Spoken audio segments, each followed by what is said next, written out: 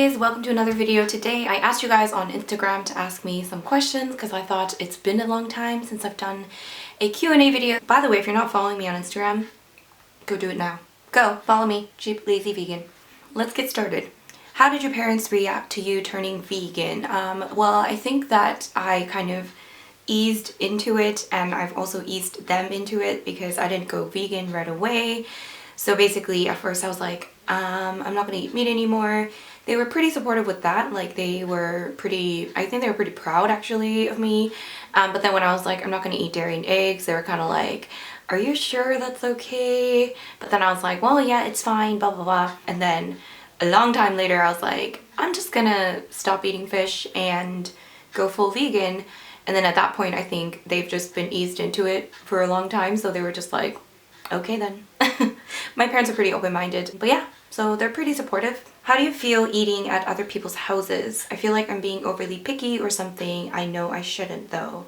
I'm not exactly sure what you're asking me. If I'm going to eat at someone else's house, most likely this person is a close friend. So I would assume that this close friend would accommodate for my diet.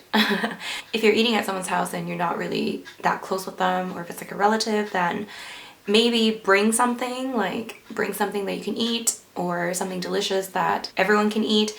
Tell the person beforehand, something like that. So, but yeah, I don't really have a problem going to someone else's house to eat a meal because, again, like I said, most of my friends know what I eat and what I don't eat.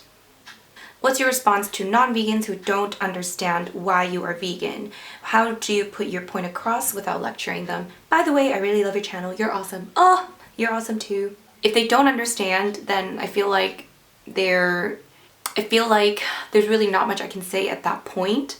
Like, you will come across a lot of people that have never really met a vegan before, or never really talked about this issue before, never really researched this issue before. So most of the time when people come across, someone that's a vegan, they don't really know exactly how to react or come up with an intelligent response. So they will probably come up with some kind of defensive response at that point of time, and then later on they might maybe do a little bit more research, I don't know, and then learn a little bit more about it. So I wouldn't try to lecture them or teach them at that point too much. I will tell them if they keep asking. I'm not gonna, not tell them an answer if they want to know. But if they don't understand, then I just kind of try to move on and not worry about it too much, because I'd rather spend my energy on something else. But again, it is difficult sometimes because obviously if you're vegan, you're probably very passionate about this, and it is difficult when people just don't seem to understand where you're coming from. What do you exactly say when people put you on the spot and ask, but why? Why vegan? And how would you deal with going on vacation with non-vegans, like choosing where to eat? When people say, why are you vegan? I say, I like animals and I don't want to eat them, or I'm vegan for ethical reasons. That's usually how I respond. I keep it brief, I keep it simple, and again, if they ask me questions, I will answer them. If I go on vacation, I'm most likely going on vacation with a close friend or a close family member, so I pretty much have no problem with, eating with them because, again, they know I'm vegan. So a lot of times my friends will come with me to vegan restaurants, will try out new restaurants. Of course, I'll go to different restaurants that they want to go to as long as there are vegan options. I would not vacation with someone that is not open-minded about veganism. What is your main reason for going vegan? Sorry if you already posted a video on the topic. By the way, I just want to tell you that you're beautiful and amazing. Oh God. You're awesome. What is my main reason for going vegan? I do have a video on it, although you do not have to apologize for asking, but I will post that video link down below. It's a very long video, so I will give you a little bit of an overview. Again, my main reason for going vegan is because of ethical reasons. I kind of opened my eyes, and slowly I started learning more and more about animal rights and reasons why we shouldn't be discriminating against a different species simply because they are a different species, and I do believe that is what we are doing. I learned more and more about animal rights, and I decided that I just couldn't avoid it any longer. And it took me a long time, but eventually I got there. What is your opinion on honey? Do you eat it and why? I've been asked this question like twice today. My opinion on honey. Now, before, I probably would have said I don't really care that much if something has honey in it. Like, it doesn't really matter. Like, I'm not like a purist or anything. Now, I would be a little bit more wary. Like, if I picked up something and in the ingredients list it did say honey, I probably would avoid it. Like, I would avoid it. So yeah, I guess I don't really eat it, mainly because I just feel like I don't really need it, and I have heard that it is cruel and the processes are cruel, and the honey is just not really for us anyway, so I don't really eat it. I wouldn't make it my main focus though. Like, if you're trying to be a vegan in the beginning, just focus on, you know, meat, fish, dairy, eggs. These are probably the biggest contributors to so many problems and probably the most cruel forms of animal exploitation. So that's the main thing that I would focus on. But again, if you can avoid it, you might as well avoid it. So yeah, I don't know if that answer was a straight up answer, but that's my answer. Do you have any advice for meal planning? My advice, watch my meal prep videos. What to do against hair loss? Am I losing hair? I'm not sure. I haven't lost hair. Cross my fingers. If you're losing hair, I don't know, is it because of your diet? Maybe check, maybe get a blood test and see if you are getting enough vitamins and all that stuff. Maybe if you're deficient in something, maybe check up on that. Make sure you're eating enough. Yeah, sorry, I'm not an expert in this. If you had to choose to eat only one vegan food for the rest of your life, what would it be? Oh God, like a vegan dish. That is a difficult question. Oh my God, that's like such a difficult question. I think I'm gonna say pizza. Because the other day I did post an Instagram post being like, I think pizza might be my favorite food. But then I'm like, do I want to eat that for the rest of my life? I definitely do want to eat pizza for the rest of my life, but do I want to eat only pizza for the rest of my life? Oh, no. Or sushi. I'm gonna say sushi, because sushi is kind of healthier, so I don't know. Sushi, pizza, sushi. Do you take any vitamins and supplements? If you do, could you please say which ones? I take vitamin B12 and I take vitamin D. Yeah. What are some ideas to get through the holidays as a vegan with your meat-eating family? My first ever Thanksgiving and Christmas this year as a vegan. Yay! That's awesome. I would look up some awesome vegan holiday recipes. There are so many on the internet, like literally so many. Look them up and kind of figure out which ones you want to make and make them with your family maybe.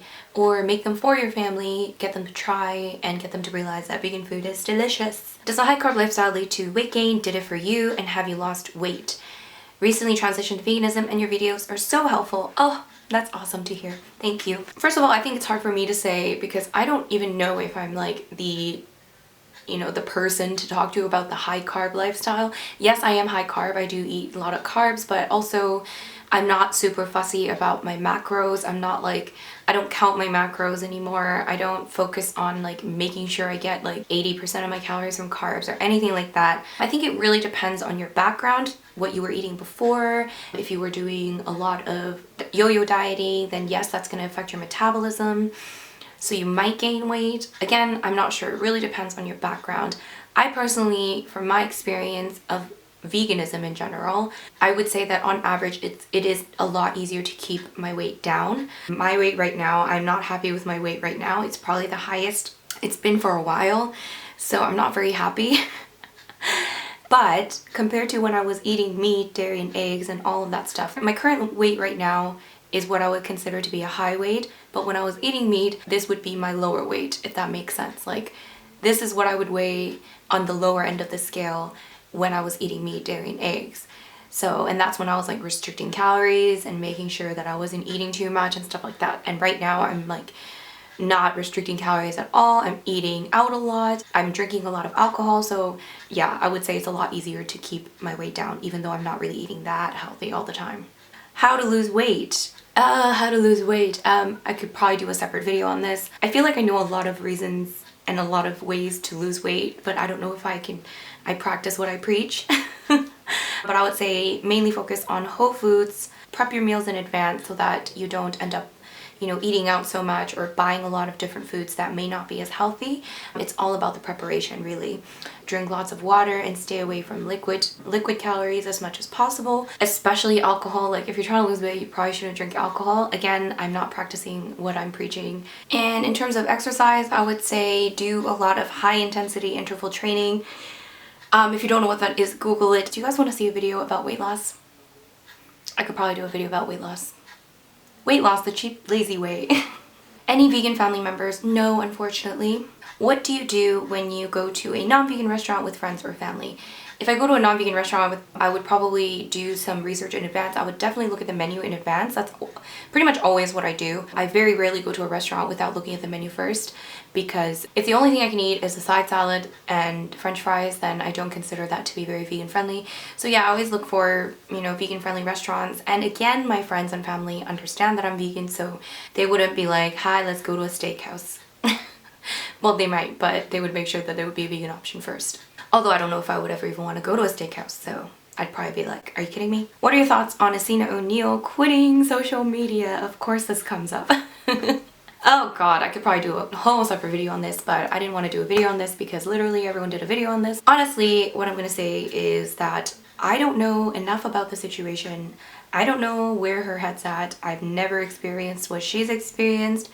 Obviously, she's very young. She got famous very, very young on Instagram. During the time that, you know, you start to kind of develop yourself and learn about yourself and develop your self-esteem and all of this other stuff, she's been kind of stuck into this social media world.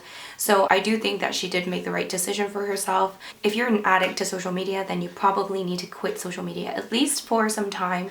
Because if you're addicted to it, just like alcohol, for example, if you're addicted to alcohol, you should probably stay away from it, like, period. If that is the reason why she did quit social media, then I do think that it was the right choice. However, of course, there's all of this drama coming from Nina and Randa, and trust me, I do know about all the drama, so I may not talk about all the vegan drama, but I keep up with the vegan drama, okay? So I'm not sure exactly what to believe. It might be a publicity stunt, it may not be. I don't know, and at this point I don't really care. If it is a publicity stunt, then that's kind of shady and it is a little bit disappointing. But again, she's 18. I don't know. It is disappointing that someone with that much influence and that much, you know, power on social media kind of threw that away, where she could have used that platform to promote veganism. If that was me, but again, speaking from my experience is very different. I can't really be like, if that was me, I would do this, because I haven't lived the life that she has. I haven't experienced what she has. But if it were me, if I had control over her account, I probably would have just completely deleted her old posts, kept the platform, and then just used the platform as a tool to promote veganism and promote animal liberation and stuff like that. So that's probably what I would have done.